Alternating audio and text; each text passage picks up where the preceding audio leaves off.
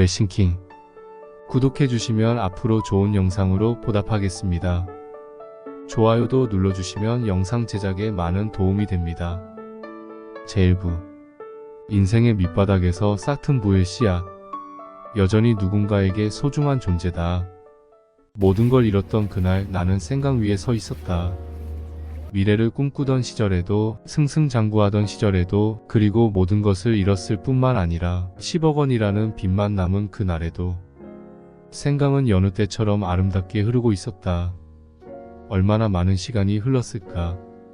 정신을 차렸을 때는 해가 지고 이미 깊은 밤이었다. 이렇게 살아서 뭐하나 문득 그런 생각이 들었다. 검은 강물이 어서 들어오라고 나를 부르는 듯했다. 생각에 생각이 꼬리를 물자 검푸른 강물 속에서 먼저 죽은 친구 영숙이가 나를 부르는 것처럼 느껴졌다. 금내야, 이제 그만 됐어. 괜찮아, 너는 최선을 다했어. 할 만큼 했고 내 몫까지 열심히 살았어. 이제는 정말 영숙이 곁으로 가는 것도 괜찮겠다는 생각이 들었다. 집으로 돌아오니 현관문 앞에 거울이 보였다. 이대로 살아야 하는 걸까? 차라리 끝내는 게 낫지 않을까? 그런 생각들이 마음 깊은 곳에서부터 스멀스멀 피어올랐다. 그때 누군가 나를 불렀다. 금내야. 아가. 자랑스러운 우리 셋째 딸. 거울 속에서 엄마가 나를 부르며 환하게 웃고 있었다. 엄마는 언제나 나를 나의 희망이라고 불렀다. 나는 늘 엄마의 자랑거리였다. 그런 엄마를 두고 죽는 것은 엄마와 함께 죽는 것이나 마찬가지였다. 그래, 살아야겠다. 이제부터는 엄마를 위해 살아야겠다. 나는 죽음의 목전에서 엄마로 인해 다시 살아보겠다는 생의 의지가 담긴 발걸음을 뗐다. 모든 것을 다 잃고 다시 시작했지만 지난번처럼 또는 그보다 더 성공할 자신은 없었다. 그러나 엄마가 나에게 원하는 인생 정도는 얼마든지 살 수 있을 것 같았다. 나는 늘 엄마의 희망이었는데 지금은 엄마가 나의 희망이었다. 넘어지지 않고 걸을 수는 없다. 앞으로도 당신은 무수한 실패를 반복할 것이다. 반드시 그래야 한다. 성공할 때보다 실패할 때가 더 많아야 강해진다. 그러므로 실패 자체를 너무 두려워하지 않았으면 좋겠다. 오히려 실패가 두려워 시도조차 하지 않는 삶의 태도를 경계해야 한다. 무엇보다 그 무수한 실패가 쌓여야 언젠가 성공의 기회가 찾아온다는 사실을 당신이 잊지 않았으면 한다. 3가지를 결단하다. 행복해지고 싶다면 먼저 당신의 삶을 갉아먹는 나쁜 습관을 끊어내야 한다. 3가지의 나쁜 습관을 끊었다면 좋은 습관 3가지를 만들어야 한다. 특히 나를 성장시키는 것에 그 시간을 써야 한다. 어제의 나보다 내일의 나 자신이 아주 조금 진일보할 수 있는 시간을 확보하여 성장하는 게 행복이다. 매일 조금씩만 성장해도 된다.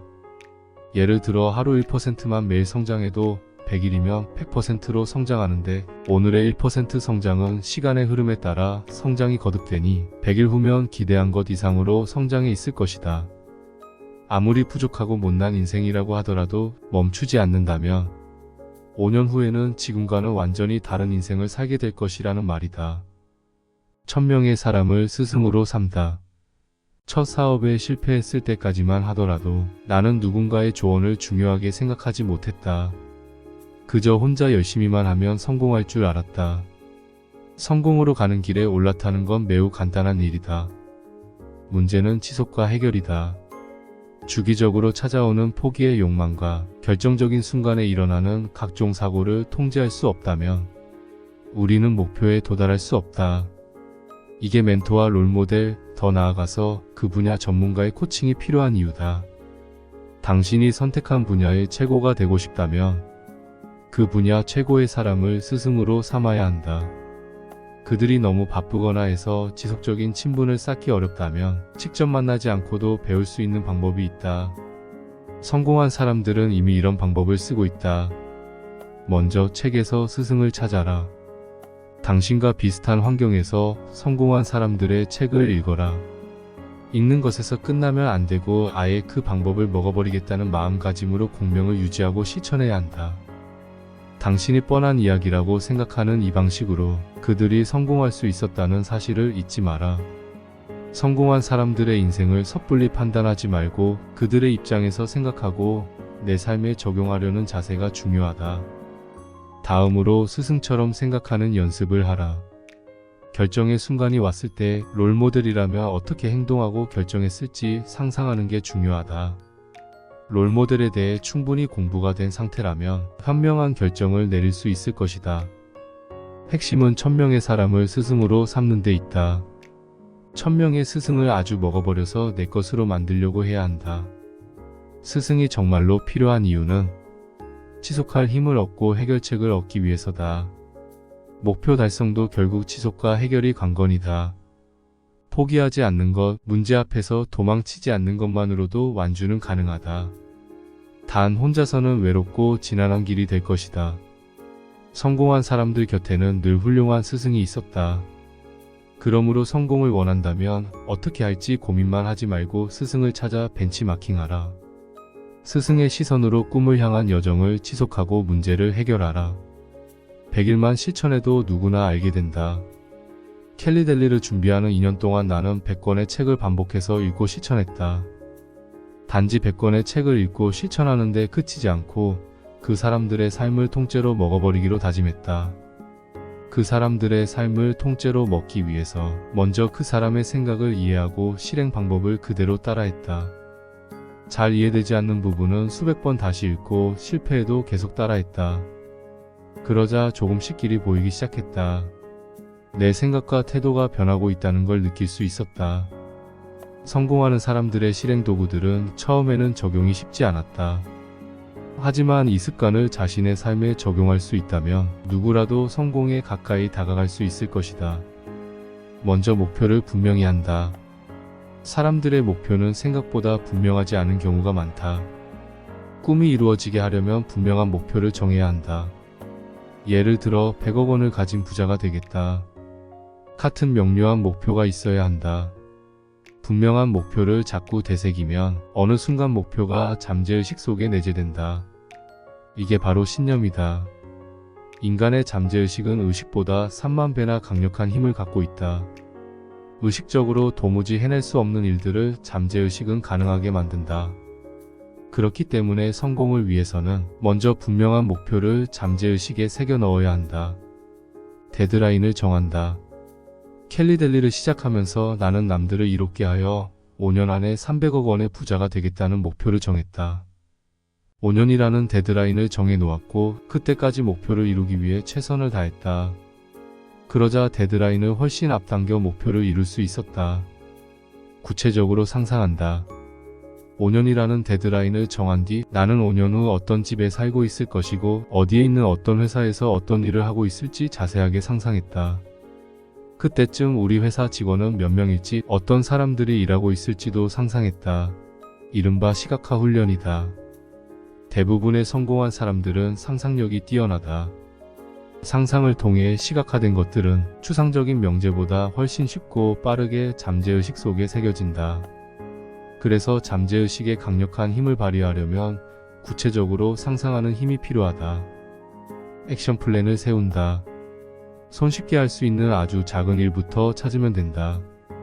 밥을 한 숟가락만 덜 먹겠다거나 5분만 더 걷겠다거나 하는 등의 어렵지 않게 실천할 수 있는 목표를 정하고 지켜나가다 보면 스스로 자신감이 붙는다.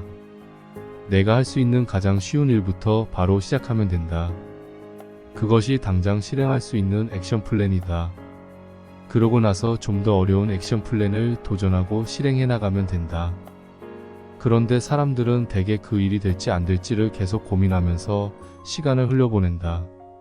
작은 행동을 하다 보면 될지 안 될지 답이 나오기 마련이다.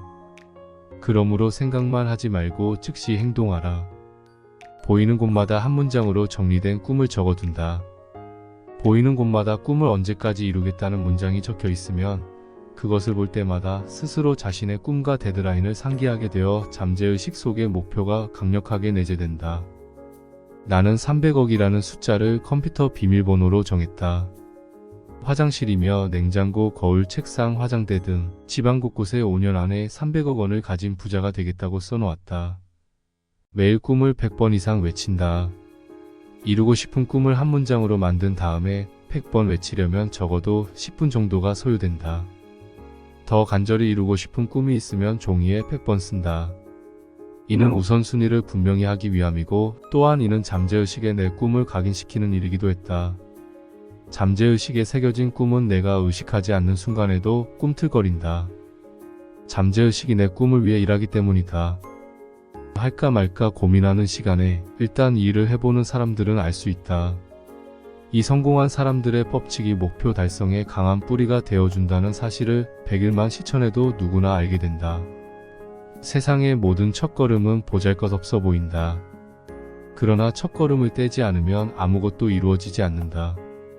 돈과 공헌 그리고 인격까지 완성될 때, 단순히 돈 많은 부자가 아니라 진정한 성공을 거둔 사람들은 기꺼이 자신의 성공 노하우를 다른 사람에게 전하고 싶어 한다.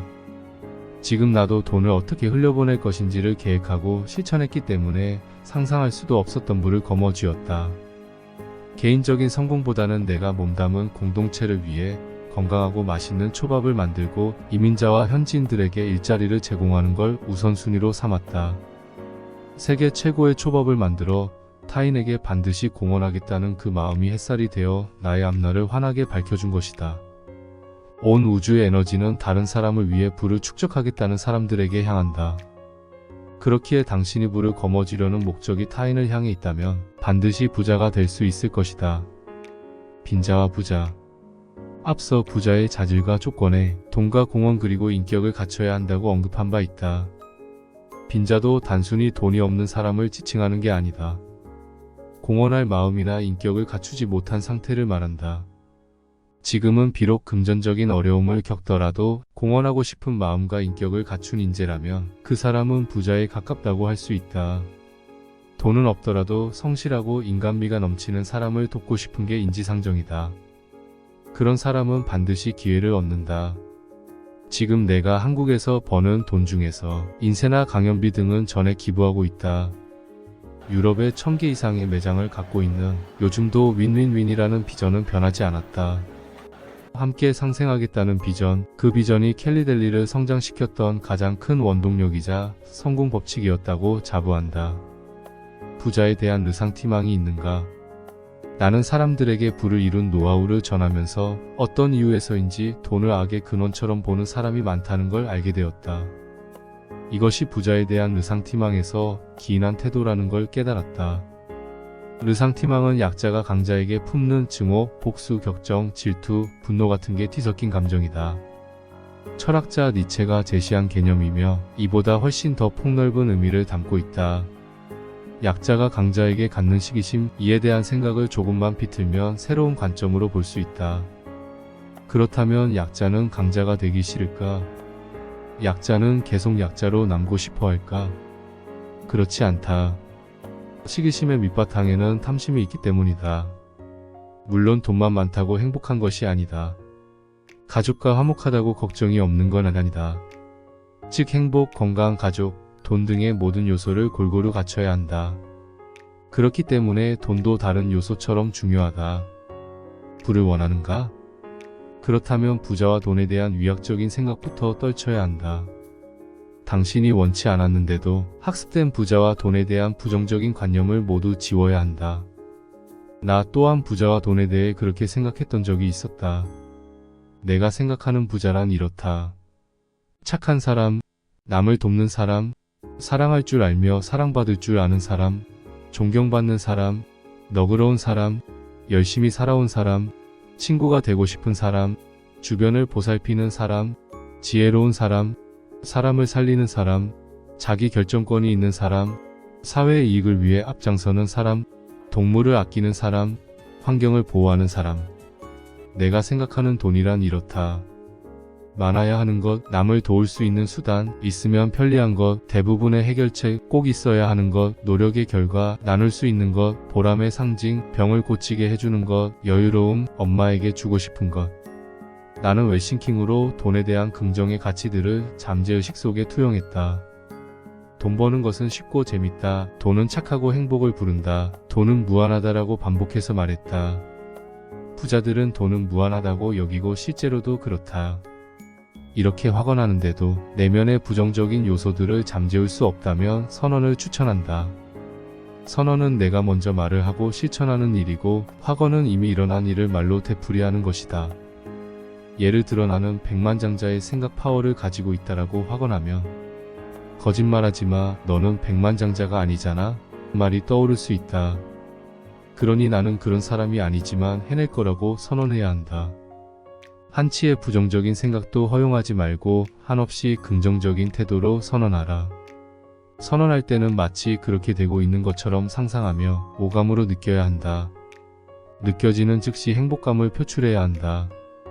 이 선언문을 매일 하루에도 몇 번씩 낭독하길 권장한다. 100일만 해도 당신의 현금 흐름이 아주 좋아질 것이다. 돈에 대한 내적 태도가 달라져 언행의 변화를 가져오기 때문이다. 그 모든 비밀은 웰싱킹에 있다.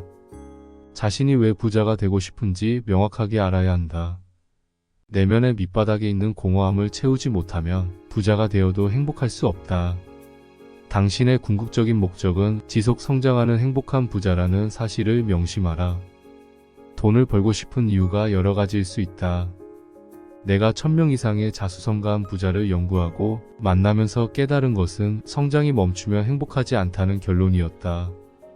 돈도 있고 꾸준히 성장할 수 있을 때 행복할 수 있다는 점을 결코 잊지 마라. 무엇보다 선한 영향력을 가지고 공헌해야 오랫동안 행복을 유지할 수 있다. 부의 습관을 장착하기 위해 필요한 요소 중 하나가 강한 멘탈이다.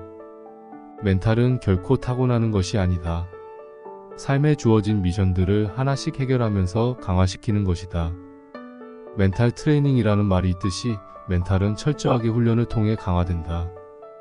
다음은 웰싱킹을 통해 멘탈을 강화시키려고 적용했던 생각 습관들이다.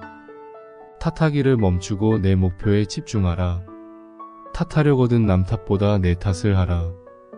여기서 내 탓이란 죄책감에 시달리라는 말이 아니라 이미 일어난 실패와 실수를 겸허히 받아들이고 문제를 해결하기 위해 집중하는 걸 말한다. 부자들도 설탕과 소금을 끊지 못하고 목표에서 빗나가기도 하며 말 한마디로 돌이킬 수 없는 상황에 처하기도 한다. 부자들도 당신처럼 후회하고 좌절한다. 하지만 그들은 당신보다 조금 빠르게 회복한다. 실패에 초점을 두지 않고 앞으로 가고자 하는 길에 집중하기 때문이다. 당신의 삶이 한 권의 책이라고 했을 때 낮장에서 일어나는 실수에 너무 집중할 필요가 없다. 가령 책에 잉크를 떨어뜨렸거나 부주의로 책이 찢어졌더라도 너무 매달리며 자신을 탓하지 말라는 말이다. 그냥 다음 장으로 넘기면 된다. 강한 멘탈을 위해서라면 탓하기를 멈추고 문제를 실질적으로 해결하기 위해 행동하라. 이런 태도는 기적을 만드는 기폭제가 된다. 합리적으로 원인을 분석해야 한다. 만약 당신이 문제 상황에 직면해 있다면 합리적으로 원인을 찾아야 한다. 영원한 것은 아무것도 없듯이 실패 또한 영원하지 않다는 사실을 기억하라. 실패의 원인을 제대로 분석하는 것만으로도 당신은 더 이상 스스로를 의심하지 않게 된다. 통제할 수 있는 것에 집중해야 한다. 멘탈이 강한 사람들은 빠르게 회복하는 특성이 있다. 그들은 통제할 수 있는 것에 집중하고 통제할 수 없는 것은 과감히 내려놓는다. 내가 영향을 끼칠 수 있는 지금의 나와 환경을 개선하는 데 몰입한다. 통제력이란 내가 원하는 삶에 도달하기 위해 아주 조금씩 나아가는 힘이다. 내가 바꿀 수 있는 것에 집중함으로써 새로운 판도를 여는 힘이다. 제2부 부를 창조하는 생각의 뿌리 웰싱킹. 부를 위한 초석 생각의 뿌리. 꿈을 이룬다는 건 사과나무에 비유하면 풍성한 사과 열매를 주렁주렁 맺는 일이다. 과즙이 풍부하고 빛깔이 좋은 사과를 수확하기 위해서는 반드시 가지치기를 해줘야 한다. 그러나 가지치기보다 더 중요한 것이 뿌리를 내리는 일이다.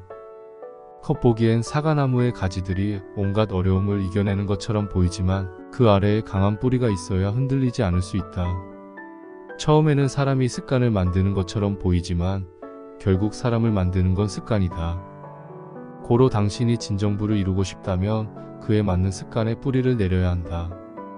첫 번째 뿌리 핵심 가치. 성취, 효율성, 믿음, 성장, 만족감, 성공, 아름다움, 호기심, 다양성, 가족, 자유, 건강, 안정감 등 자신만의 핵심 가치 5개를 정한다. 핵심 가치는 중요한 순간에 빠른 결정과 행동을 유도하기 위한 지표다. 회사에서 일할 때나 자녀와 배우자, 친구와 관계를 이어갈 때도 이 핵심 가치를 기준으로 결정을 내리면 더 생산적인 삶을 영위할 수 있다.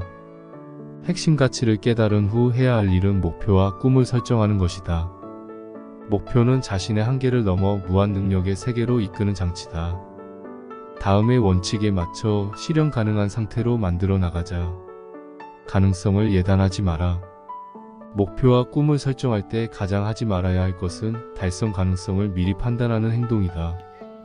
핵심 가치를 세운 후에 정해둔 목표를 압도하겠다는 자세가 무엇보다 중요하다. 나는 목표를 정하면 항상 이렇게 생각했다.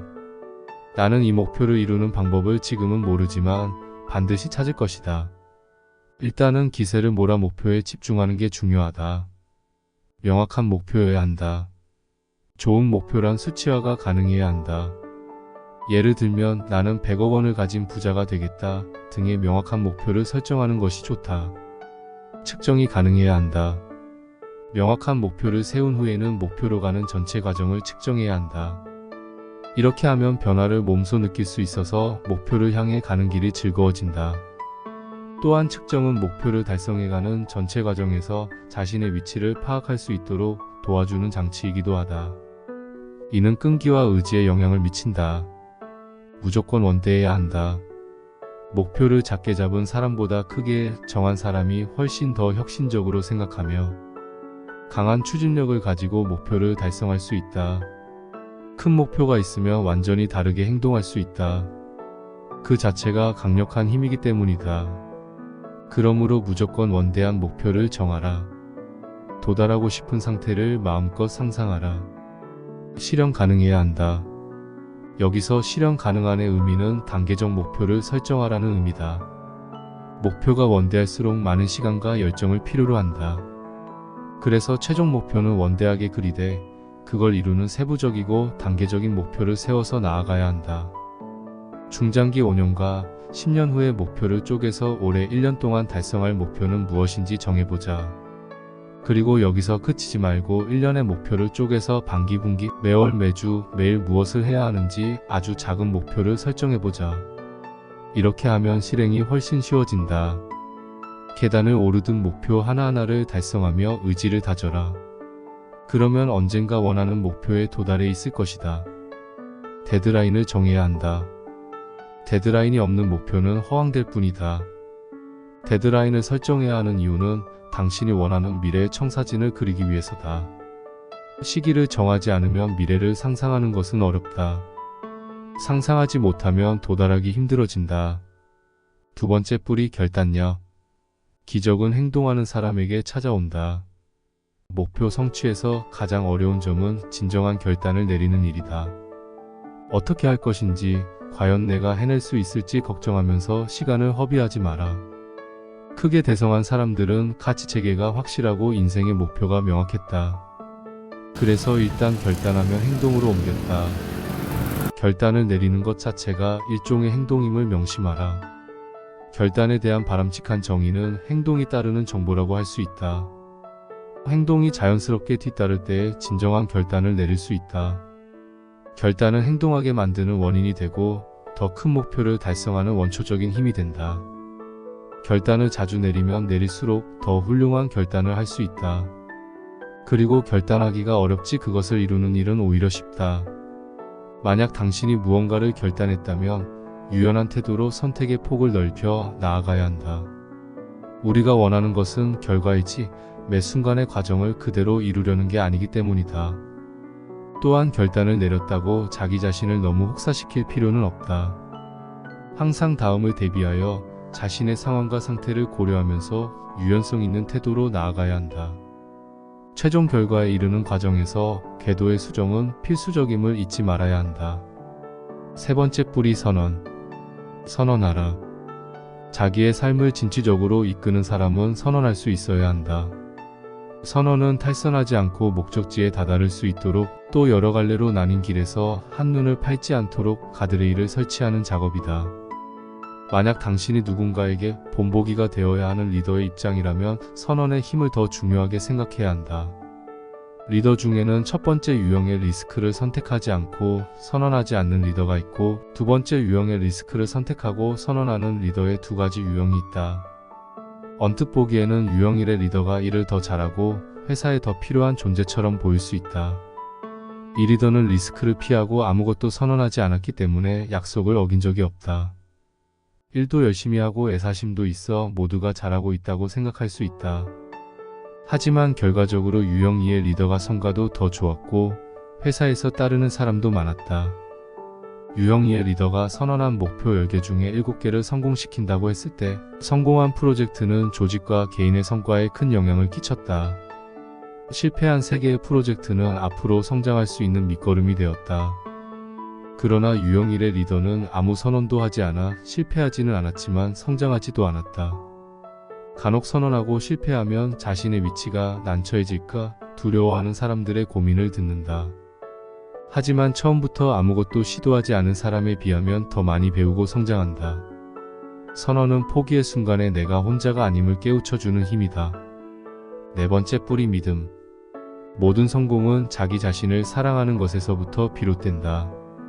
그럼에도 불구하고 나를 사랑하고 무엇보다 나에게 일어나는 모든 상황을 사랑해야 문제의 해법이 보인다. 크게 성공한 사람들은 남들이 볼 때 허황된 꿈을 꾸면서도 한치의 의심도 없이 꿈을 이루기 위해 전진한다. 그들이 자신의 성공을 저절로 믿게 된 것일까? 아니다. 그들은 믿기로 결단한 것이다. 그렇기에 그 결단을 실현시키기 위해서 온 힘을 쏟아붓는다. 만약 당신이 성공하고 싶다면 이런 믿음의 힘을 깨달아야 한다.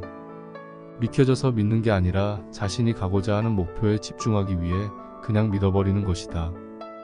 남은 인생은 그냥 믿으라. 당신이 생각하는 청사진을 상상하면서. 그러면 그 믿음이 당신을 원하는 곳에 데려다 줄 것이다. 다섯 번째 뿌리 신념.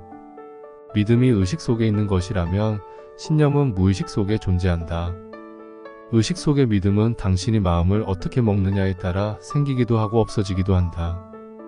그러나 무의식 속의 신념은 당신의 의지와는 상관없이 발현하며 이유, 자취를 감춘다. 자신에 대한 믿음이 1점에서 10점 중에 몇 점인가? 1에서 5점인 사람은 자기 자신을 사랑하는 시간을 더 가져야 한다. 최상의 상태를 유지하려면 운동과 명상, 선언과 독서 등의 많은 시간을 할애해야 한다. 의식 속의 믿음이 무의식 속에 자리 잡아 신념이 되게 하려면 반복하는 수밖에 없다. 인간은 성장하고 있다고 느낄 때 행복감을 얻는다. 습관 하나를 바꾸면 시간이 갈수록 엄청난 복리로 인생을 성장시킨다. 그러면 무의식 속에 자신을 믿는 마음이 신념으로 변하게 된다. 아주 작은 습관 하나를 고치는 것만으로도 충분하다. 다만 중요한 것은 반복 또 반복해야 한다는 것이다. 여섯 번째 뿌리 확신. 무의식 속에 있는 부정적인 생각을 떨쳐버려야 한다.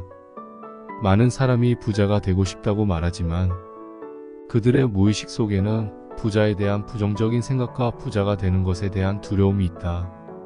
신념은 과거의 반복으로 생겨나기에 사실과 다른 잘못된 인식이 신념으로 자리 잡은 경우도 많다. 강한 확신은 다섯 번째 뿌리인 고든 신념으로부터 나온다. 그래서 확신할 수 없다면 신념의 상태를 다시 점검하고 내가 원하는 방향으로 갈 수 있도록 훈련해야 한다. 신념이 확신으로 강화되지 않는 이유는 잠재의식과 내가 원하는 것이 다르기 때문이다. 믿음과 신념이 완전해질 때 비로소 확신할 수 있게 된다. 그러나 대부분의 사람들이 이 확신 단계에서 무너진다. 목표를 향한 잘못된 생각들이 자꾸 결단과 행동을 주저하게 만들기 때문이다. 당신은 이제 정말 확신해야 하는 기로에 서 있다. 이 영상을 다 보는 순간 완전히 새로운 사람이 되어 있어야 한다. 두 눈은 명료하고 얼굴에는 생기가 돌고 온몸의 근육이 무언가를 하지 않고서는 못 견딜 정도로 안달이 나 있어야 한다. 무엇이든 당신이 하면 다 할 수 있다고 확신해야 한다. 처음부터 바꾸기 어려운 것과 씨름하지 마라. 삶의 방해가 되는 작은 습관을 고쳐 성공의 달콤함을 맛보는 게 중요하다. 할 수 있다는 기운의 충만함을 느껴보는 게 우선이다. 그렇게 작은 습관을 고치면 성공의 깊은 여운을 느끼는 걸 반복하다 보면 강한 신념이 잠재의식에 자리하게 된다. 그 순간 당신은 내가 정한 목표를 이룰 수 있다고 확신하며 강하게 밀어붙여야 한다. 7번째 뿌리 질문. 자신의 분야에서 놀라운 성과를 이룬 사람들은 질문을 멈추지 않았다.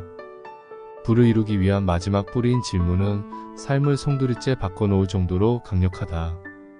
단순히 머리로 생각하는 것이 아니라 질문함으로써 답을 내는 과정은 내적 성숙을 도모한다.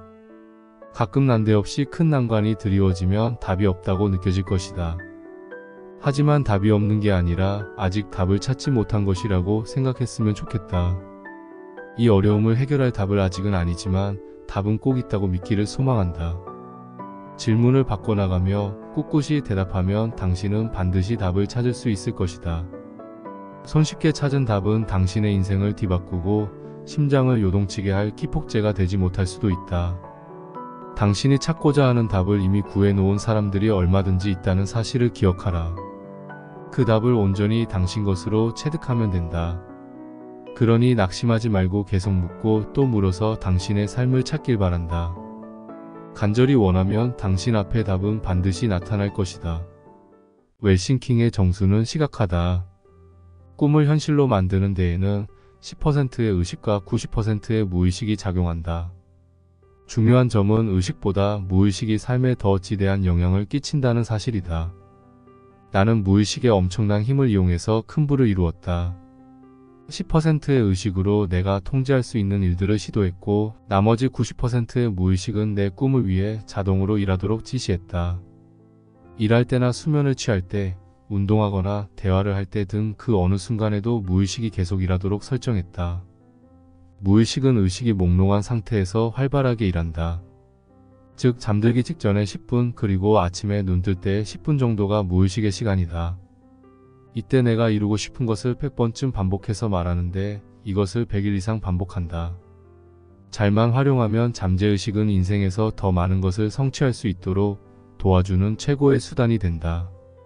한편으로는 성공적인 인생의 도구들 중에서 가장 저평가된 도구이기도 하다.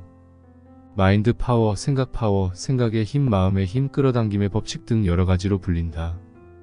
이미 명상은 스트레스 해소, 창의력 향상, 정신력 발달에 도움이 된다고 과학적으로 증명됐다. 유명 인사들은 명상으로 많은 것을 이뤘다고 말하며 명상을 생활의 일부로 만들라고 권장한다. 지금부터는 무의식을 통제해 활용하는 그 방법을 구체적으로 공유하려 한다. 만약 당신이 성공을 이루는 핵심 요소가 무엇이냐고 묻는다면 나는 주저하지 않고 시각화라고 대답할 것이다. 시각화란 내가 원하는 가장 이상적인 삶을 상상하며 잠재의식 속에 이미지를 심는 일로 나 역시 부를 이루기 위해 단 하루도 빠짐없이 시각화를 실현했다. 목표 달성을 위해 끈기가 중요하다고 계속 강조했다. 끈기는 완전히 몸에 배어 물화일체가 되었을 때 비로소 효과가 나타난다. 하지만 왜 뜨거운 의지와 열망은 오래가지 못할까? 바로 잠재의식에 내재된 부정적인 생각 때문이다. 당신이 목표를 이루고자 한다면 잠재의식의 중요성을 배워야 한다. 인간은 3초마다 새로운 생각을 한다. 원하든 원하지 않든 3초마다 한 번씩 무의식이 생각을 올려보낸다. 잠재의식은 의식적인 생각보다 3만 배나 강한 힘을 가지고 있다. 우리는 의식적으로 살아간다고 믿지만 사실 잠재의식의 알고리즘에 지배받고 있다. 그래서 잠재의식에 심어져 있는 잘못된 심상들을 지우는 작업을 해야 한다. 어쩌면 당신도 나는 절대 할 수 없어라는 코끼리의 말뚝에서 도망치지 못하고 있는 건 아닐까. 시각화는 당신을 옴짝달싹 못하게 만드는 말뚝을 오직 당신의 힘으로 뽑는 일이다. 웰싱킹의 6가지 시각화 방법. 잘 알려져 있는 끌어당김의 법칙이란 말은 정말 매력적이다. 하지만 이 끌어당김의 법칙을 삶에 적용하다 보면 비현실적으로 느껴질 때가 있다. 그래서 나에게 맞는 시각화를 구상했고 이를 조금 더 내실 있게 발전시켰다. 시각화는 크게 채우기와 비우기로 나눌 수 있다. 채우기는 갖고 싶거나 되고 싶거나 하고 싶은 것을 매우 선명하게 상상해 무의식 속에 입력하는 과정이다. 보통 사람들은 채우기는 잘하지만 비우기는 하지 않는다. 비우기는 자신에게 방해가 되는 과거의 기억과 감정을 모두 버리는 것이다. 반드시 비우기 시각화까지 실천해야 한다. 비우기까지 해야 잠재의식의 알고리즘이 좋아지기 때문이다. 채우기만 한다면 부정적인 생각은 계속 남아 당신이 목표에 집중하는 걸 방해하게 된다. 잠재의식의 부정적인 알고리즘이 맑고 명료하게 깨어있는 상태를 공격하기 때문이다. 채우기와 비우기를 6가지 시각화로 구성했다. 첫 번째, 청사진 시각화 5분. 청사진 시각화는 당신이 중장기 5년, 10년 꿈을 이루었을 때 가장 원하는 순간을 사진 한 장으로 남기는 것이다. 당신은 5년 후 직업적으로 사업적으로 가장 성공한 모습을 청사진 한 장으로 보고 있다. 당신은 지금 무엇을 하고 있는가? 당신 옆에는 누가 있고 그 사람 혹은 그 사람들과 무엇을 하고 있는가? 딱 한 장만 떠오를 수 있도록 집중해야 한다. 5분간 지속한다. 자, 이제 눈을 뜨고 방금 떠오른 사진에 대해 자세히 한번 적어보라. 아직 시각화 훈련이 습관으로 자리 잡히지 않았다면 금방 잊어버리기에 자세히 적어야 한다. 특히 그 벅찬 감정이 어땠는지 적어야 한다. 그 느낌을 신뢰하고 계속 상기해야 한다. 사회적으로 성공했을 때 내 모습을 상상하며 느꼈던 그 감정을 피부와 세포 하나하나에 각인시켜야 한다. 두 번째, 영화 감독 시각화 30분 40분. 영화 감독 시각화는 당신이 주인공이 되어 인생이 전반적인 스크립트를 구성하는 시각화다. 핵심은 인생의 수많은 우여곡절과 어려움을 어떻게 넘어설 것인지 그 해결 방법을 잠재의식에 각인시키는 것이다. 방안을 어둡게 하고 자리에 앉은 후 긴장을 풀면서 눈을 감는다. 무릎에 손을 올린 뒤 손바닥이 천장을 향하게 하고 손등을 무릎에 닿게 한다. 복식 호흡으로 숨을 마실 때 코로 3초 정도를 마시면서 배를 부풀린다. 그리고 내쉴 때는 마신 것보다 3배 정도의 길이로 배를 홀쭉하게 만들며 내쉰다. 숨을 코로 들이마실 때는 온 우주의 기운이 내 코를 통해 몸으로 들어온다고 상상하라. 내쉴 때는 온몸의 찌꺼기가 밖으로 빠져나간다고 상상하면서 호흡하라. 손을 20번 정도 가볍게 쥐었다 펴라. 지금부터 당신은 상상력이 풍부한 영화 감독이 된다. 이 영화는 지금부터 5년 정도 당신의 중장기 꿈이나 목표를 이루어가는 영화다. 이제 당신은 무엇이든 가능한 사람이다.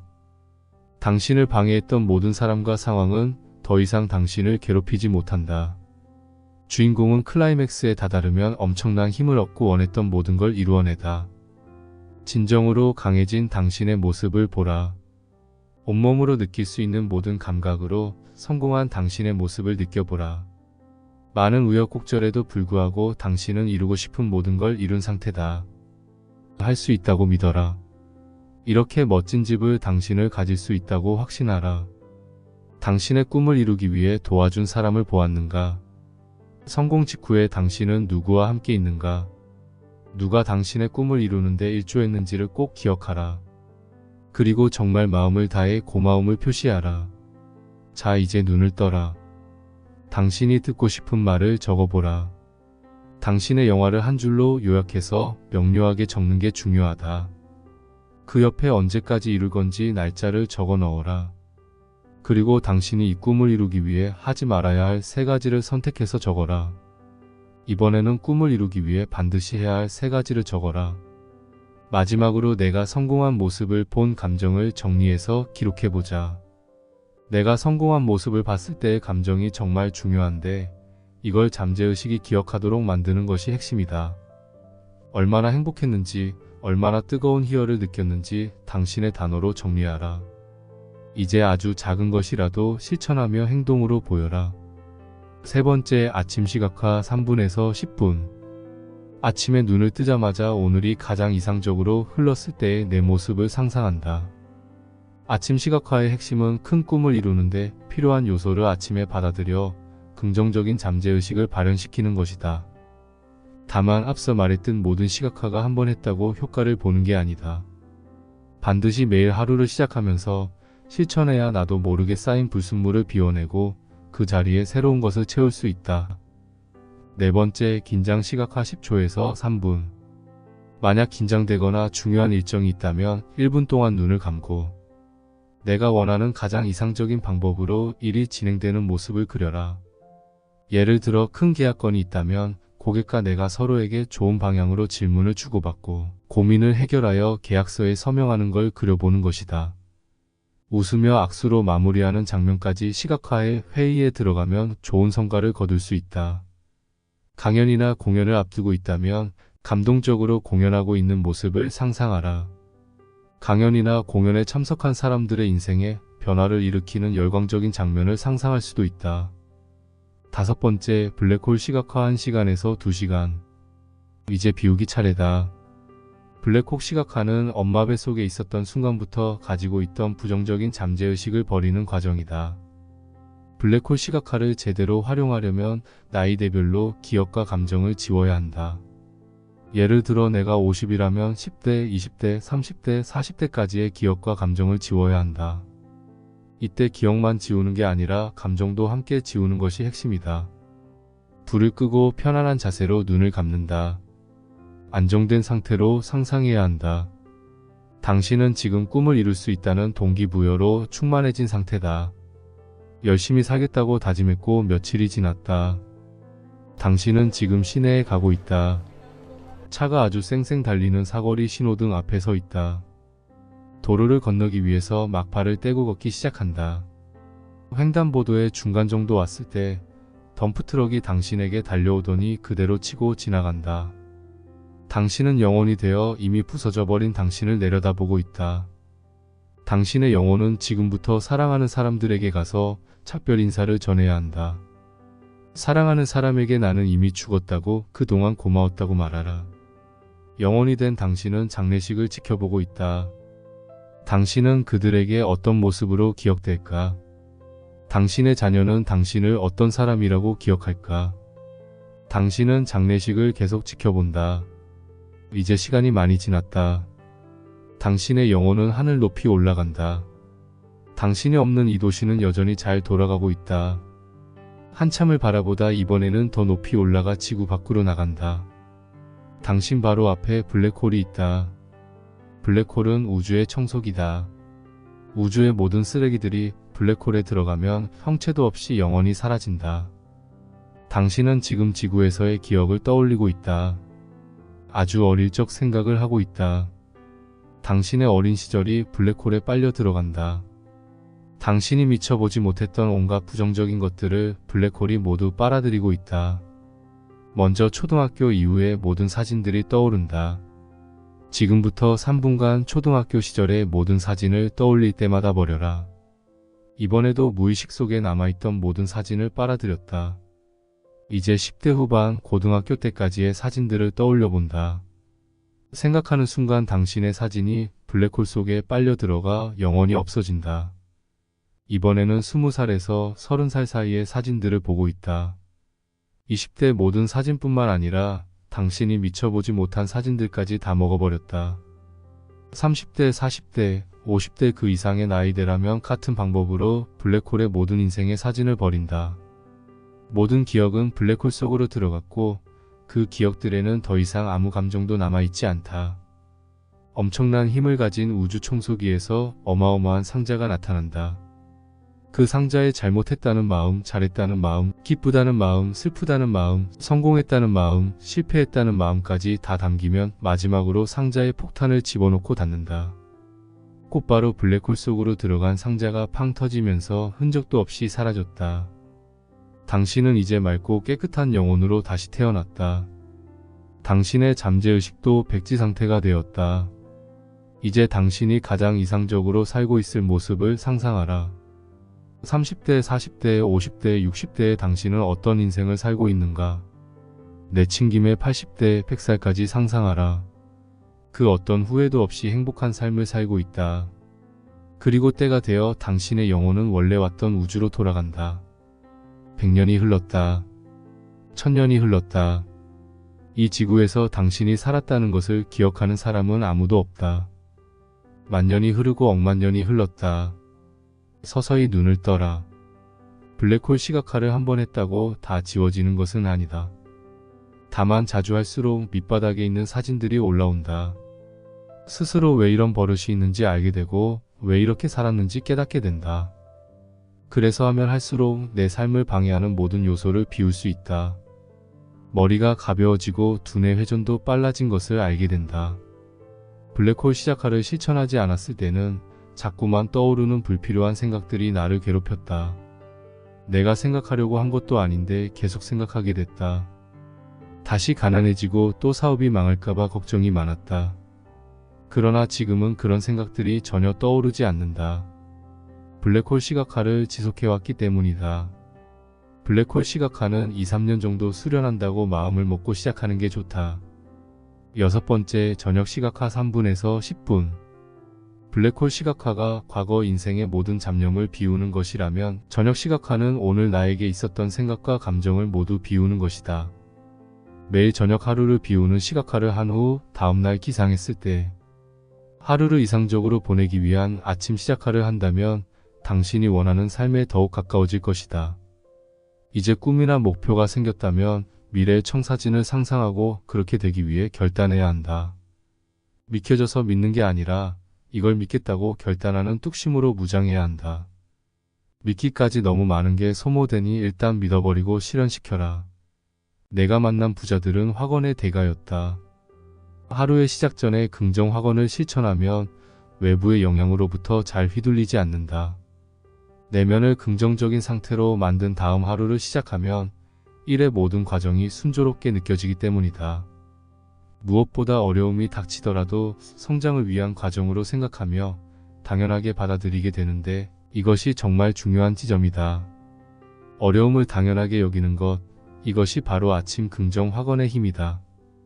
확언할 때마다 문장대로 이루어진다는 믿음을 가지고 그대로 상상하면서 온몸으로 느껴야 한다. 당신의 잠재의식 속에 깊숙이 스며들도록 몰입 상태를 유지해야 한다. 다음은 부를 창조하는 삶을 위한 21가지의 긍정 확언을 정리했다. 오늘도 즐겁고 기대되는 하루가 시작되었다. 나는 오늘도 내가 원하는 모든 선한 일을 이룰 것이다. 나는 성장하고 있다. 내 인생은 더 좋은 방향으로 흐르고 있다. 나는 용기 있다. 나는 부자다. 나는 행복한 사람이다. 나는 긍정의 왕이다. 나에게는 모든 문제의 답을 찾을 수 있는 지혜가 있다. 나는 내 꿈에 조금 더 가까이 다가가고 있다. 나는 행동하는 사람이다. 나는 한번 한다면 하는 사람이다. 나는 지금 내게 주어진 것만으로도 내 인생을 최고로 만들 수 있는 지혜가 있다. 나는 내 인생을 즐기고 있다. 나는 끌어당김의 법칙을 잘 알고 실행하고 있다. 나는 내가 원하는 것을 끌어당길 것이다. 나는 나를 있는 그대로 사랑한다. 나는 나의 하루를 좋은 습관으로 채우고 있다. 나는 내 꿈을 이루기에 충분한 자질을 갖추고 있으며 충분히 똑똑하고 충분히 건강하고 충분히 용기 있다. 모든 것에 감사합니다. 모든 것이 고맙습니다. 일단은 100일을 목표로 시작하라. 매일 아침 하루를 시작하기 전에 각각의 확언을 2번씩 반복하다 보면 당신조차도 몰랐던 내면의 세계와 마주하게 될 것이다. 100일 후에 당신의 가슴에 울림을 주는 메시지가 남았다면 그대로 사용해도 좋고 새로 추가하거나 덜어내도 좋다. 당신이 원하는 미래의 모습을 확언으로 발전시키는 것이 중요하다. 당신의 인생 중에 부자가 될 수 있었던 순간은 반드시 있었다. 다만 그게 기회인지 몰랐기 때문에 그냥 지나쳤을 것이다. 어쩌면 지금 이 순간 역시 당신이 부자가 될 또 한 번의 기회일지도 모른다. 그러니 선언하고 또 선언하라. 2020년 미 서부의 캘리포니아주에 있는 도미니칸 대학교에서 흥미로운 연구 결과를 발표했다. 글로 쓴 목표가 얼마나 중요한지에 대한 내용이었다. 원래는 동기부여 관련 강연과 도서에 많이 통용되는 이야기를 검증하기 위한 연구였으나 더 유의미한 결과를 도출했다. 목표를 글로 쓰지 않은 그룹보다 목표를 글로 쓰고 거기에서 그치지 않고 지인에게 선언하고 진행 과정을 공유한 그룹이 가장 높은 성취 점수를 보였다. 글을 쓰는 일도 일종의 근육 훈련이다. 쓰면 쓸수록 글 쓰는 근육이 붙어 부담을 덜게 된다. 프리라이팅은 글씨나 맞춤법을 신경 쓰지 않고 써내려가는 글쓰기 방법이다. 이는 브레인스토밍과 맥락이 비슷하다.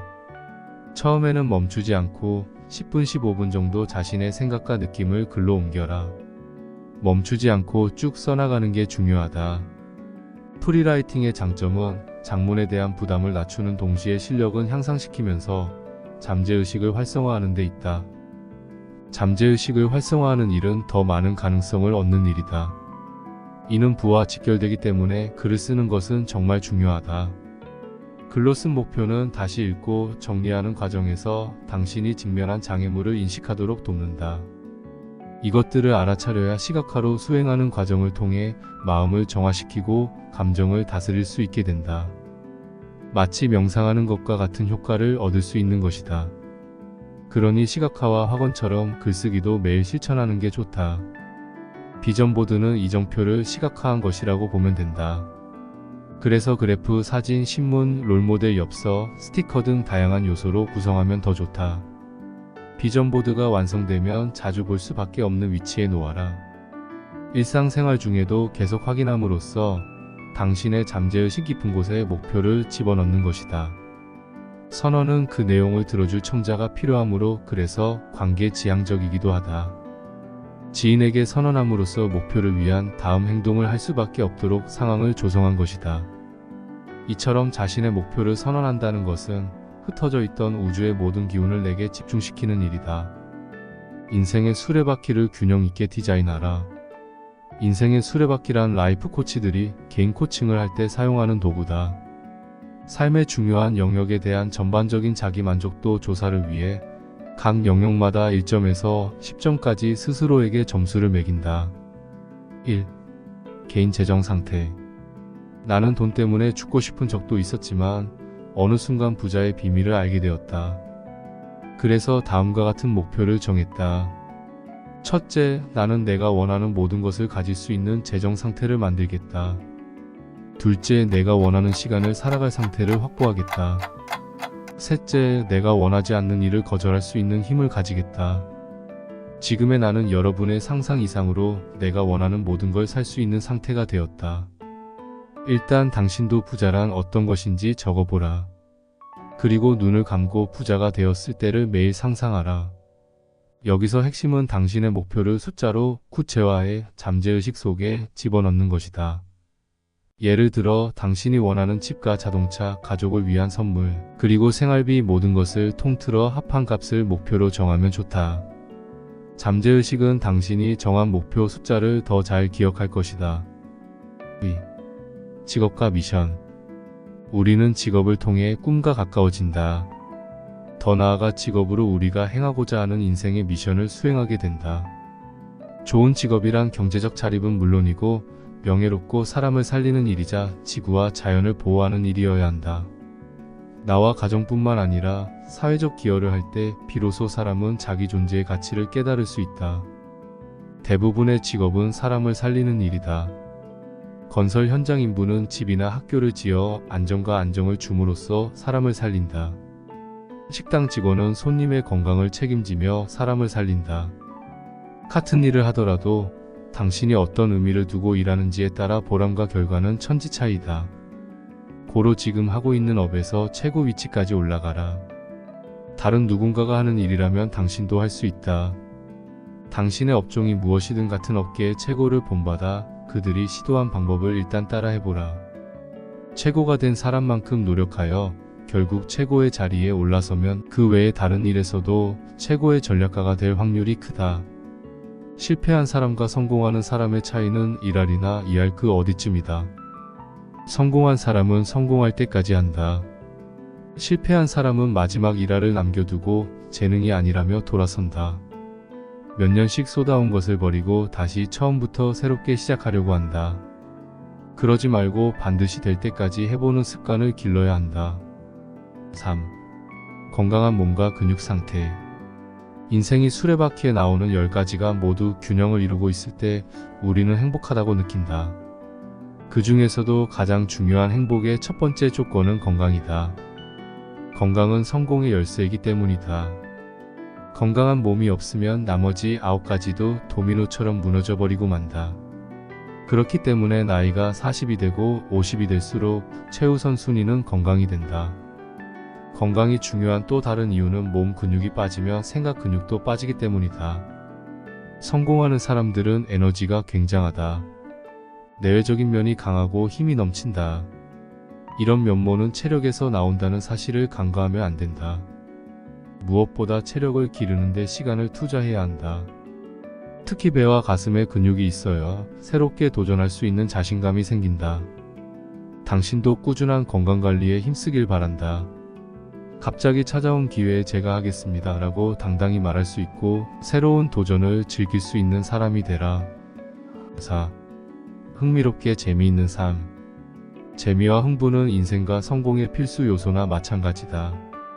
무엇을 하든 당신이 신나고 재미있어 하면 주변 사람들에게도 그 긍정의 에너지가 전달된다. 일상에서 재미와 흥을 찾아라. 그러면 그게 무슨 일이든 더 재미있게 할 수 있다. 설거지 하는데도 우와, 재밌겠다. 청소를 하는데도 우와, 신난다. 오늘은 어떤 방법으로 재밌게 해볼까? 음악을 틀어볼까? 한번 크게 웃고 시작할까? 이렇게 말하고 나면 일에 대한 부정적 장벽이 무너지며 진짜 그 일이 재미있게 느껴지기 시작한다. 일뿐만 아니라 가족들과도 재미있게 지내려고 노력한다. 당신도 스스로의 인생에 약간의 흥을 더해서 즐겨보라. 일하는 것을 즐기고 배우자와의 관계도 즐기고 새롭게 배우는 것도 즐기다 보면 그 사람들에게도 뜨거운 에너지를 전달할 수 있다. 인간관계에서도 일에서도 무엇인가를 시작하기 전에 우와, 진짜 재밌겠는데 하고 흥분된 상태로 말한 뒤 시작해보라. 생각보다 어려운 일이 아니었다고 깨닫는 것은 물론 성과를 더 빨리 달성하고 더 많이 성취하게 될 것이다. 5. 사랑하는 사람과의 관계. 퍼질수록 더 늘어나는 것은 무엇일까? 맞다, 사랑이다. 관계에서 가장 중요한 핵심은 무조건적인 사랑을 실천해야 한다는 것이다. 매일 아침에 눈을 뜨면 보이는 그 사람을 나보다 더 사랑해야 한다. 내가 선택한 관계가 최선이 되도록 그냥 뜨겁게 사랑해야 한다. 그것이 날 사랑하는 길이다. 많은 사람이 가까운 관계에 사람을 두고 옳고 그름을 가린다. 이는 잘못된 행동이다. 그 사람도 나도 서로 완벽하지 않은 존재가 부족함을 채우기 위해 함께하는 것이다. 그러니 그가 혹은 그녀가 완벽하지 않은 것은 당연하다. 좋은 관계란 끊임없는 자기 반성을 통해 완성된다. 타인에게 모든 문제를 찾는 사람은 건강한 인간관계를 맺을 수 없다. 그냥 무조건 사랑하라. 이상적인 관계에 대해 쓰고 생각해보면서 원만한 삶을 지속할 힘을 키워라. 혼자서는 절대 원하는 곳에 도달할 수 없으니까. 6. 가족과 친구. 아무리 잘난 부자이고 밖에서 존경을 받는 사람이라 하더라도 헌신하고 싶은 가족과 친구가 없다면 아무 의미가 없다. 한 번쯤은 삶을 살아가는 이유에 대해 깊게 고민해 봤을 것이다. 인간이 살아가는 이유는 간단 명료하다. 바로 생존하기 위해서다. 그것도 가족이나 친구와 함께 말이다. 그들은 이 세상에서 아무 이유 없이 나를 믿고 지지해줄 유일한 존재들이 아니던가. 그런 의미에서 나와 가족을 더하면 1 더하기 1 이나 3이 아니고 100이다. 인생의 수레바퀴에서 이 영역은 모든 영역에 강력한 영향을 끼치고 있다. 당신의 가족, 친구들과 함께 100이 되라. 한치의 모자람이 없는 100이 되어라. 희생 없이는 100이라는 가득 찬 상태를 절대 만들지 못한다. 지금 당장 가족과 친구들을 위해 할 수 있는 일과 버려야 할 습관은 무엇이 있는지 직접 쓰고 실천하라. 7. 사회적 공헌 기부. 인생의 목표는 축적하고 쌓는 것이 아니다. 궁극적으로는 공헌하고 기여하는 것이다. 시시때때로 스스로에게 질문하라. 지금 내가 기여할 수 있는 것은 무엇인가? 지금 내가 공헌해야 할 것은 무엇인가? 타인을 위해서 나는 무엇을 할 수 있는가? 진정한 공헌은 지금 내가 할 수 있는 것부터 하는 것이다.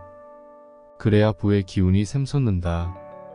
당신도 진정한 부를 이루기 위해 누구에게 당신의 재능과 부를 나눌 수 있을지 고민하고 실천하기 바란다. 기부는 잃는 일이 아니라 부의 길을 여는 일이다. 8. 지속적인 성장. 성장은 꿈이고 꿈은 행복이기에 성장은 곧 행복이다. 인간은 아무리 가난하고 힘든 상황이더라도 성장하고 있을 때 희망과 행복을 느낀다.